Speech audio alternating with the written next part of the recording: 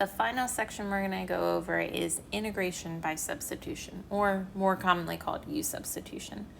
And so this is a really nice way to reverse more types of functions that we can't find the antiderivative of immediately. So if you think back to all of these derivatives we've taken, you get some really complicated ones. You've got product rule you use on things, you've got quotient rule you use on things, you've got chain rule. So our anti-differentiation formulas we have don't tell us how to evaluate all of our integrals. So for example, I don't know how to evaluate this integral right now.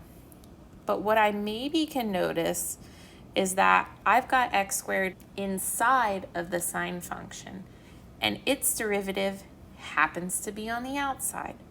So what we can do is introduce a new variable to really help us out and clean this up.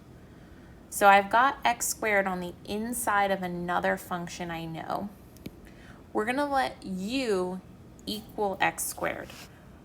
So if we go back and find the differential of u, that's going to be du is 2x dx. So what we can actually say for this integral is this inside piece is exactly u, and then 2x dx is going to exactly be du. So by making this substitution, it's going to turn over nicely into sine of u du. And that I know how to take the antiderivative of. Antiderivative of sine of u is negative cosine of u plus c. So derivative of negative cosine becomes positive sine. But then using my substitution, u is x squared, so this is negative cosine of x squared plus c. So ultimately, I am able to find the antiderivative of this expression. It's negative cosine of x squared plus c. But that's not something I necessarily could have picked off just looking at this immediately. We can also check if we have the right answer just by differentiating our end result. So if we take the derivative of negative cosine of x squared plus c, derivative of the outer is negative sine. So we get positive cosine, stays evaluated at the inner. And then chain rule tells us we have to take the derivative of the inside. And then the derivative of c is 0. Derivative of x squared is 2x. So I end up with exactly the same function I started with. So this is correct.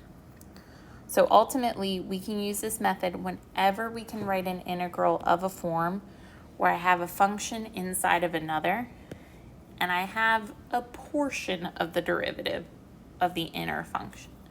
So it's kind of like we're reversing chain rule, which is what we use to differentiate functions and functions. So essentially, we're going to make a change of variables to simplify our integration. And it's commonly called a U substitution or a U sub. Typically, you're going to let U be the variable you introduce. Okay? So that's what the substitution rule ends up telling us. If U equals g of x is a differentiable function whose range is an interval I, and as long as that function f of x is continuous on I, you have no problems if you have this integral switching over to u, okay? Because that g prime is going to get sucked into the du when you find that differential here. Okay. In process, definitely much easier, so we're going to get a ton of practice trying some substitution out. We want to evaluate these integrals. Okay. And again, it's going to take practice to figure out what you need to make u. You might make some wrong substitutions first, but you have to be able to change the whole integral over at once. Don't do it piece by piece. You need to go immediately from x to u. The thing you want to notice here is you have a function inside of another. So I'm taking this quantity and squaring it. That's going to be a key indication that I need to make a u sub. So when you see a function in a function, make the inside u. So I'm going to let u be 1 minus sine of x. Then du If I differentiate 1 minus sine of x, it's negative cosine of x. And the dx is going to get attached to it. Cosine of x dx is exactly what I have here. I'm just missing this minus sign. So I can go ahead and just multiply both sides of this equation by negative 1. And that will give me negative 1 du is cosine of x dx. So with this expression, if I just take the cosine and attach it to the dx, this cosine of x dx will get replaced by negative 1 du. And this piece is going to become 1 over u squared when I switch all the variables. So by making my substitution, this is going to equal 1 over u squared times negative 1 du. That negative 1 really just pops outside, and I'm going to be left with 1 over u squared, or u to the negative 2 du. Finding the antiderivative of that, we go ahead and bump the power up, so it gets bumped up to negative 1, divide by negative 1, and add c. The minus minus ends up canceling, so we get positive u to the negative 1, or really 1 over u, plus c. Now the problem is, remember, I am looking for an antiderivative of this expression on the inside. And so I started with x. I always need to make sure I go back to my starting variable. So this is where I'm going to utilize my substitution. U is exactly 1 minus sine of x. So this is equal to 1 over 1 minus sine of x plus c. Okay. And you could go ahead, you can differentiate this expression and see if you end up with exactly this here. So it is a way you can check your answer. But let's try some more examples. Again, we've got this function inside of another. So it's going to be a good idea to make the inner function u. So we're going to let u equal 3t plus 2. So if I go ahead and differentiate both sides, I get du on the left. Derivative of 3t is 3. Derivative of 2 is 0. So I get 3 dt on the right. I don't have that 3, so I can bring it over to the other side as 1/3. So basically, like, I divided both of these by 3. Okay. So ultimately, this dt is going to get replaced by 1/3 du. And then the 3t plus 2 is going to become u. So this is equal to u to the 2.4, and dt is 1/3 du. So this is that expression, and dt is 1/3 du. And now I have no problems integrating this. I will clean it up, pop the 1/3 out, and we're going to find the antiderivative of u to the 2.4 with respect to u. So same process, I bump up the power, so it adds 1 to 3.4, divide by the new power, add c. If you do 3 times 3.4, you'll get 10.2, u to the 3.4 plus c. And again, I started with t, I need to go back, but my u is exactly 3t plus 2. So we go ahead and plug that in to get 3t plus 2 to the 3.4 power plus c. Now, sometimes the substitution may not be very obvious.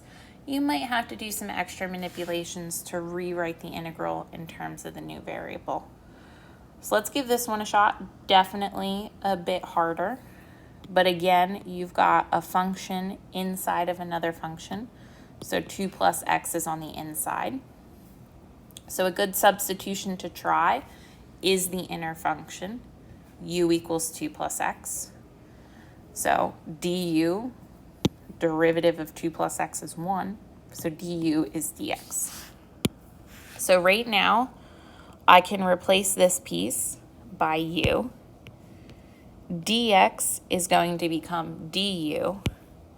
The only thing I haven't done is taking care of this x squared. And again, I want to do everything at once. I don't want to start changing stuff over and keep x's and u in the same integral. What I can do, though, is use my substitution to manipulate the expression. We know u is equal to 2 plus x. So if I subtract 2, u minus 2 is x. So if I square both sides, x squared is u minus 2 squared. So now I can change over all of my pieces. X squared is u minus 2 squared. So that gives us the first piece. Square root of 2 plus x becomes square root of u. And then dx just gets to nicely be replaced by du. And although this may not look really nice just yet, we can definitely manipulate this a bit. So let's go ahead and just rewrite it without all these highlighters. If we go ahead and square that expression, it would be u squared minus 4u plus 4. I want to times it by the square root of u, which is u to the 1/2. And really, I can now distribute this to all three pieces. So this will equal u squared times u to the 1/2 minus 4u times u to the 1/2 plus 4 times u to the 1/2. And then we'll integrate with respect to u. Then we want to add those exponents when we multiply. So 2 plus 1/2 is 2.5, or 5/2. First plus 1/2 is 3/2. And then that we leave alone. And now everything is in the format that I have u to a power. I can go ahead and reverse my power rule. So I go ahead and bump up the power by 1, divide by the new power. Bump up the power by 1, divide by the new power. Same thing, bump up by 1, divide by the new power, and then we get our plus c. And so we're almost there. We found the antiderivative of u, but we do need to go back to x. And that's going to be where all of these u's I replace by 2 plus x. Also, I'm dividing by all of these fractions. It's multiplying by their reciprocal. So dividing by 7 over 2 is multiplying by 2 over 7. And then I get u to the 7/2 becomes 2 plus x to the 7/2.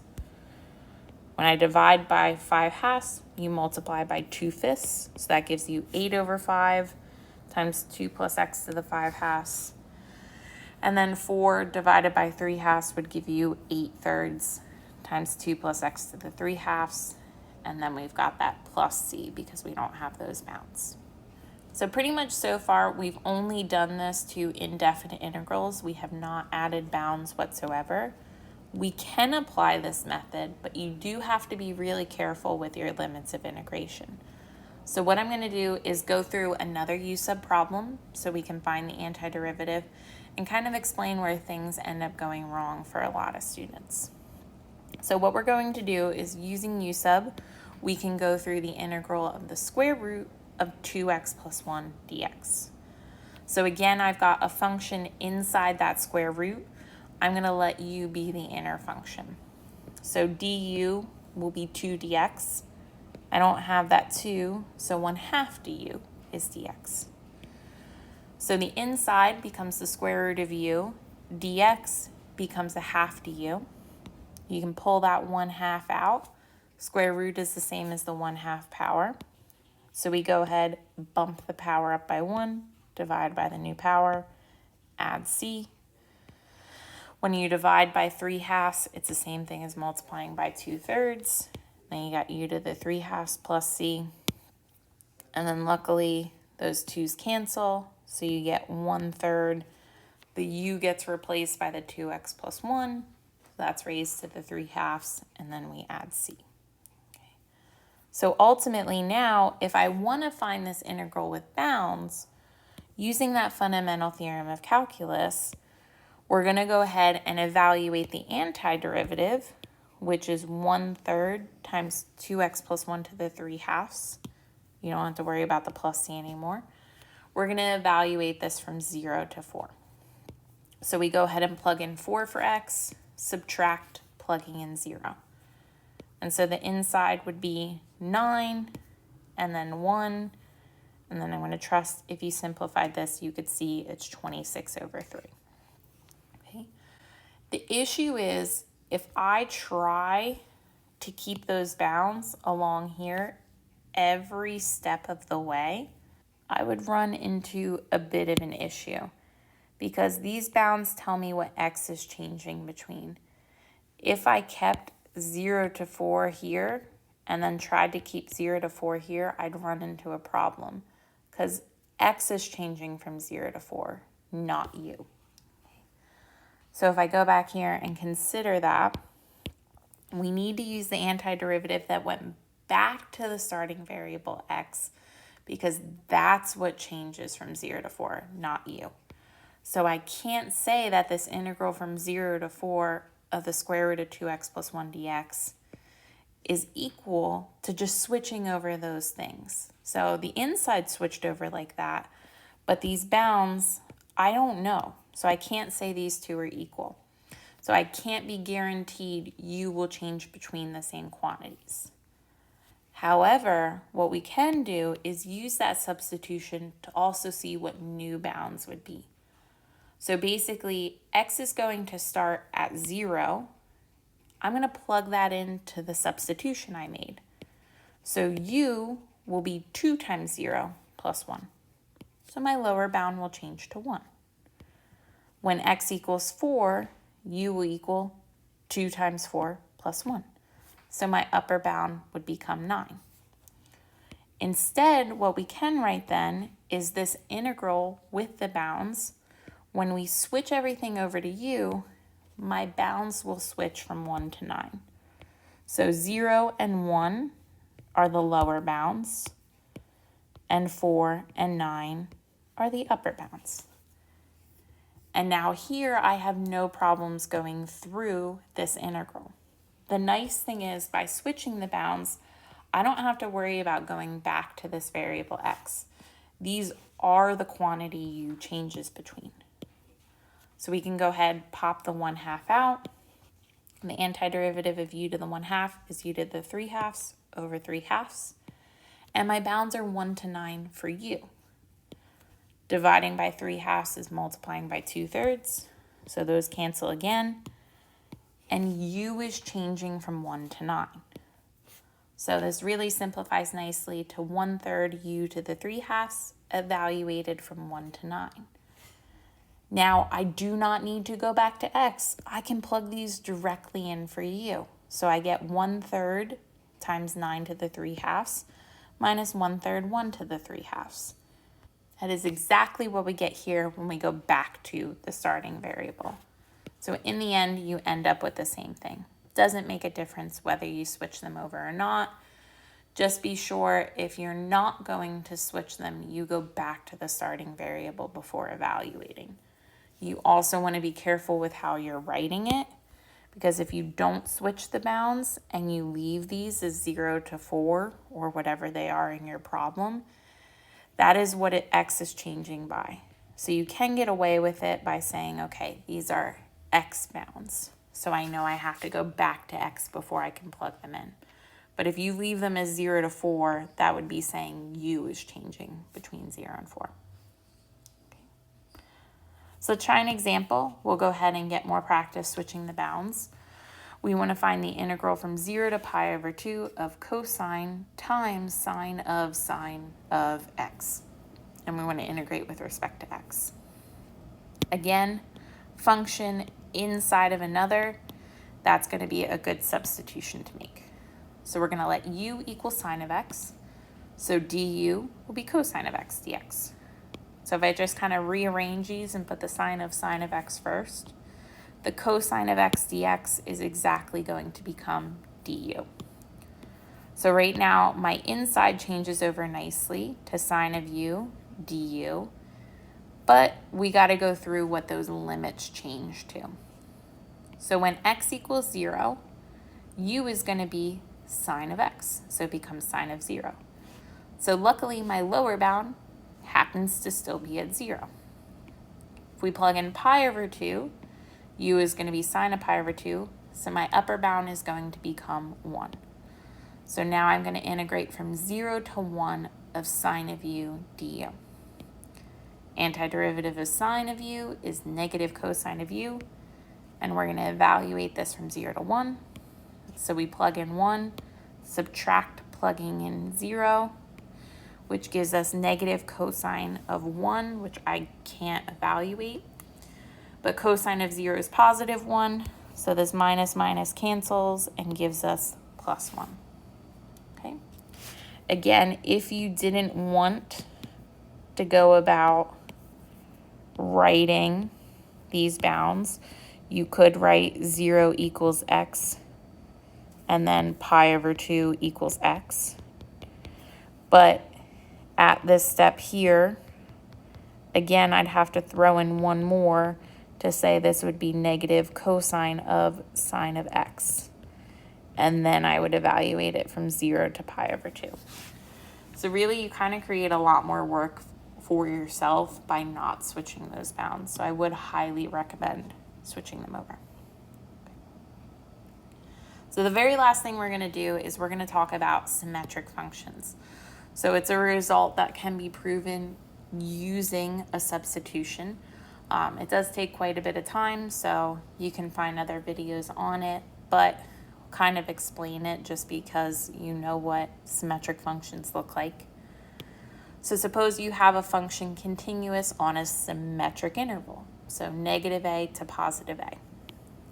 If you're integrating over an even function, then the area under the curve from negative a to a of f of x dx is really 2 times the integral from 0 to a of a function. So if you think of an even function, remember that's going to have y-axis symmetry. A parabola is an even function. Basically, because you're going to the same value on either side, if you find the area under the curve, this area is exactly the same as the other. If you're dealing with an odd function, think of your cubic function or y equals x cubed. That's symmetric about the origin when it's odd. This area over here will be negative. This area will be positive. Ultimately, then over that symmetric integral, the area is going to end up equaling 0. Okay. So I'll show you just a quick example of why that's true. We're going to compute a sine function integral. The bounds are symmetric, so from negative pi over 2 to positive pi over 2. We're going to do this by first actually evaluating the integral. So if I want to go about this, we can go ahead and find the antiderivative, which is negative cosine of x. Plug in our bounds using the fundamental theorem. So I'm going to evaluate it pi over 2, subtract negative cosine evaluated negative pi over 2. Both of those give you 0 though, so this integral is equal to 0. If we evaluate these using symmetry, the sine function is an odd function. So really, because these bounds are symmetric, the integral equals 0. So if you're able to kind of easily recognize that the thing you're working with is got some type of symmetry or is a function that you're used to, and you've got symmetric bounds, absolutely use it to your advantage. So what we're going to do next chapter is really work with some functions we haven't spent much time with, which are going to be our exponential and logarithmic functions, and also some inverse trig. So we will see kind of how to work with them, how to take derivatives, how to take antiderivatives, and we'll see a whole bunch of applications then.